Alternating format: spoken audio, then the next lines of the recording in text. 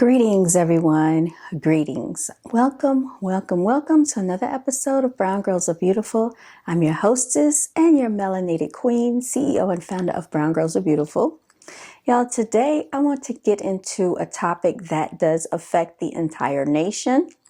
And that is basically the situation that's taking place in the school system. But outside of that, just parenting in general, the fact that most people that procreate does not mean that they are actually a parent.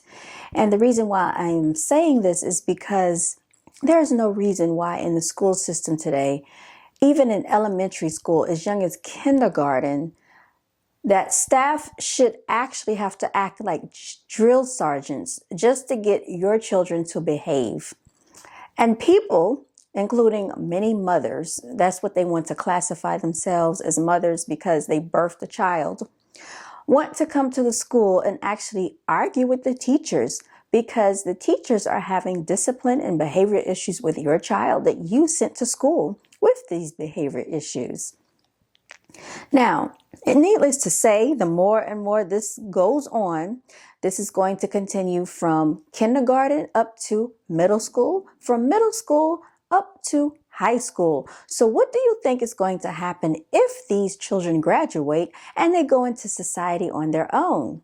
Chances are they might never leave home, or chances are they're going to become a tyrant, a miscreant, a delinquent in society and end up in jail.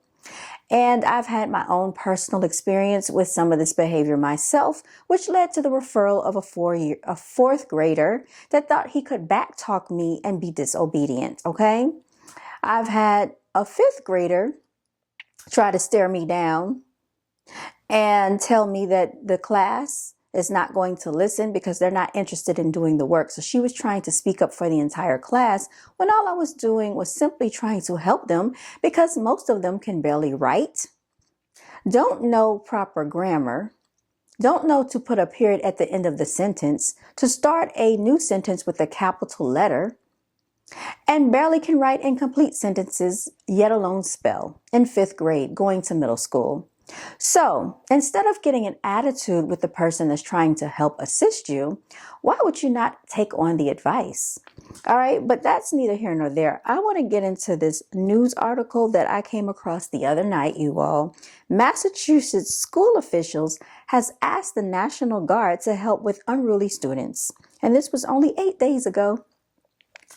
I'm going to play this clip for you right now. This was actually, I believe, Fox Business News, and they have 2.4. I'm trying to see how many views they have on this. 88,000 views. Not enough people are really concerned with the school system because they're just concerned with, I guess, getting money, buying Jordans, buying weave. What else? Oh, hustling. Pretending that they have the lifestyle on social media when we all know that this economy is in a disenfranchised state, and this is on a global level, and it's not just affecting certain people, it's also affecting Caucasians. So if it's affecting Caucasians, chances are likely that it's affecting melanated people the most, since we are the most disenfranchised. How do I know this? Because as a licensed realtor, most of the people that I talk to can't qualify for a house because they don't have money saved. They don't invest into their retirement. They have low credit scores and they have too much debt to income ratio. So let's stop pretending out here like on social media we're balling, because a lot of you are not. So stop it.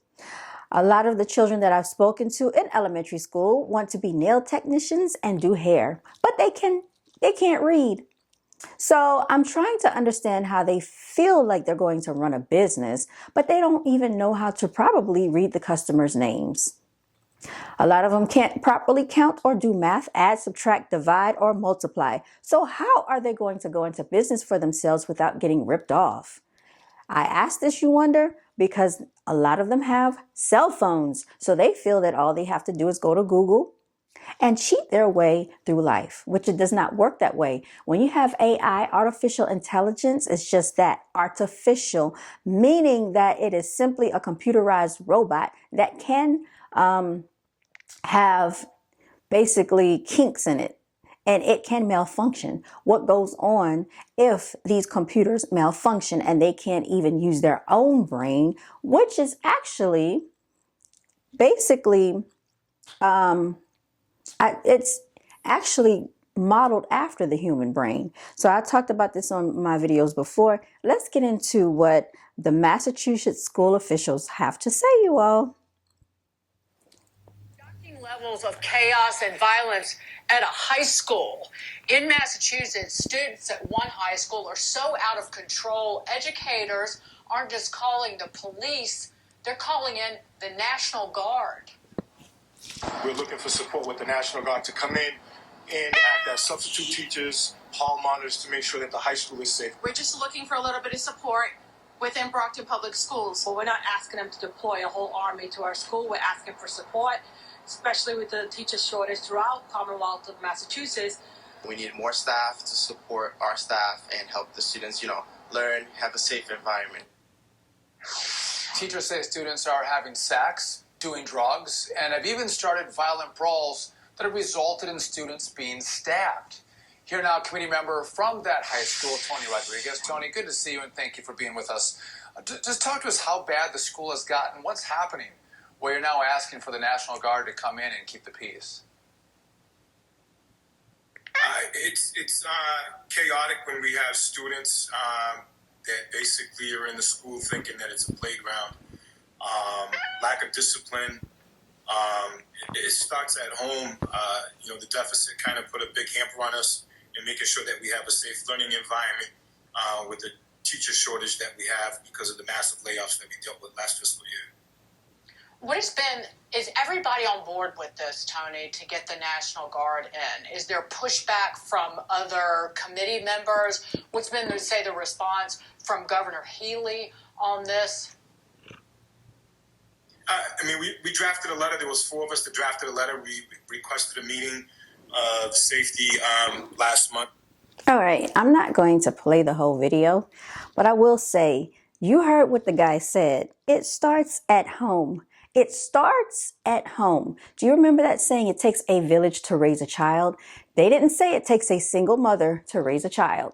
They didn't say it takes children to raise a child. They didn't say a child should raise a child. So for all the parents out here, or quote parents that you call yourselves, that think that you're parenting, clearly this is not going on. Teachers are quitting by the droves and boatloads, and they're not returning because you can't control your children.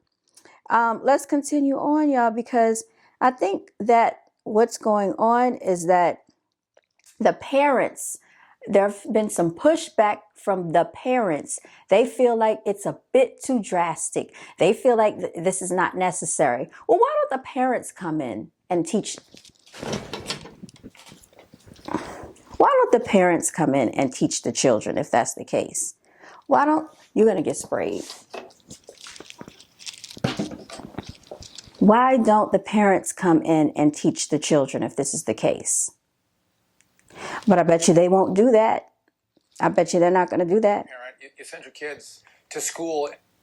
Because at this time, we just can't continue having meetings on top of meetings. We need corrective action now, and it has to happen sooner than later. Tony, I'm a parent. You send your kids to school, and it's supposed to be a safe place.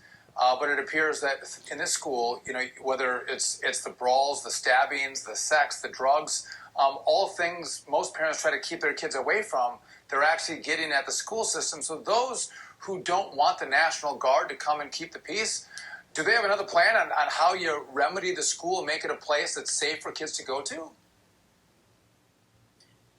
We have to have the bodies inside of the school. Yeah. Right now, what you do. Simply that. You have to have people in the school. So for these same parents that don't want the National Guard coming in and monitoring and teaching their children, then why don't they come in and monitor their own children? Because school should not be a daycare center. Teachers should not have to be babysitters or coaches or referees, okay? Unless they choose to be a coach. They are already used as parents. Teachers are not just teaching. Most of their time is spent with disciplinary action, behavioral issues, Most of the children in the classroom can't concentrate because of the unruly behavior exhibited by other children. And chances are likely that its majority of the children are probably living in an environment with unruly chaos behavior that they're exhibiting, because how they act in the classroom is probably a reflection of how they act at home. Now, I remember there was a day and time where you knew how to act in public. You were not going to go out in public acting a complete miscreant. You were not going to go in public acting crazy, acting like you didn't have any sense, or acting uncivilized. But now in today's time, as long as the parents feel like they can drop you off and send you out for 8 hours a day, they get rid of you. They get rid of their child. And then they think it's the teacher's responsibility to do everything for their children while they're away. A lot of these children can't do. Some of them don't even know their ABCs, can't spell their first name, don't know their last name. There is no excuse for this, because this starts at home. By the age of 3, your child should be knowing how to recognize their alphabet, starting to spell words. There are some children that can actually read at the age of 3, 4, and 5 years old. So there's no reason why in school, 5th graders can barely spell. And I'm talking about first grade level words. This needs to stop. I don't know what type of mothers out here, fathers out here, or the lack thereof, that think this is okay and that you're doing your child a service. You're doing your child an injustice when you go out and buy them the latest gadgets and iPhones, PlayStations, all these computers and iPads and Jordans, and getting their nails done and getting their hair done. But you can't spend money where it needs to be spent by simply buying some flashcards from the dollar store to make sure and enable they know how to do their multiplication. Do you know how many children I've asked within this past week or so? All right, y'all. So do you know how many children I've asked that I've worked with if they have flashcards at home? And flashcards are only $1.25 at the Dollar Tree for multiplication, division, addition, and subtraction. A lot of your children can't add, subtract, multiply, or divide. I just sat with a 3rd grader the other day that can't recognize her math symbols. Okay, 2 children. It was a female and a male. They don't know what the multiplication sign means. They don't know what the division sign means. They barely know what the addition and subtraction sign means when they see it, to recognize it. What do you think happens when it's time for them to test? They're going to fail because they can't recognize their mathematical symbols. Also, because they cannot read, if they have a word problem, they're just going to sit there like a deer in headlights, like a fish out of water, looking with their eyes, I guess, staring off into the distance, and guess. They're just guessing at this point. If it's multiple choice, they're just putting random numbers because they don't know how to compute mathematics. And one of the children, same girl that I was working with, had to be pulled for literacy, right? So we're going over spelling words. We're going over words as a group. Everyone is partaking. Everyone is participating.